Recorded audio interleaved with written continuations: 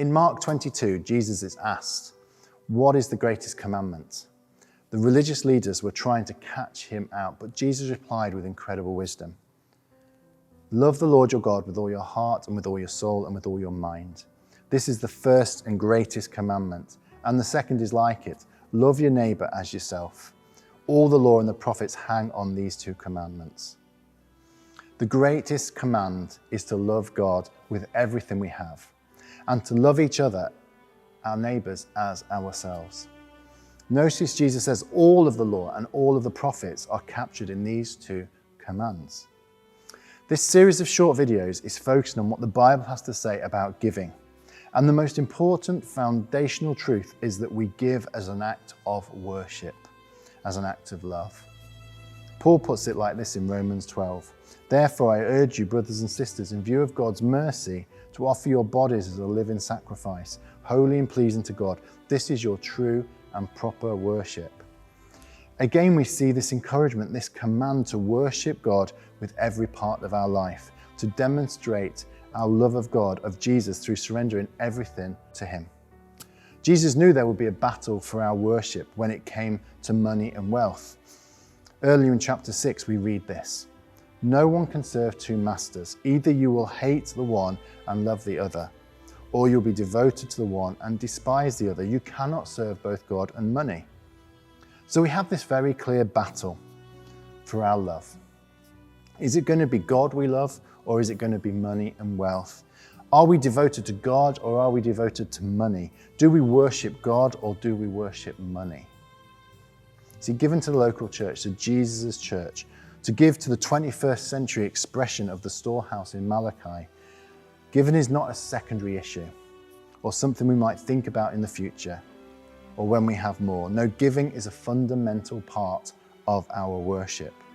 What Jesus is saying is simple but profoundly challenging. If we aren't willing to give part of our income, our wealth back to God as a part of our worship, then actually we worship money and not God. Jesus saw the attraction of money and wealth as one of the greatest challenges to our salvation, to our discipleship, especially to those who are wealthy. He told this parable in Luke 12. The ground of a certain rich man yielded an abundant harvest. He thought to himself, "What shall I do? I have no place to store my crops." Then he said, "This is what I'll do. I will tear down my barns and I'll build bigger ones. And there I will store up surplus grain. And I'll say to myself, you have plenty of grain laid up for many years. Take life easy, eat, drink, and be merry." But God said to him, "You fool, this very night your life will be demanded from you. Then who will get what you have prepared for yourself?" This is how it will be with whoever stores up things for themselves, but is not rich towards God. See, giving a proportion of our wealth is an act of worship. It is a really important act of worship, and it demonstrates our love of God above everything else. See, it's impossible to fully worship God if we do not surrender our money and our wealth to him.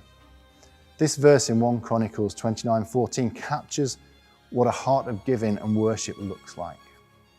"But who am I and who are my people that we should be able to give as generously as this? Everything comes from you, and we have given you only what comes from your hands. But who am I and who are my people that we should be able to give as generously as this? Everything comes from you, and we have only given you what comes from your hands." See, giving should be a joyous act, full of worship and gratitude, because everything we have comes from God.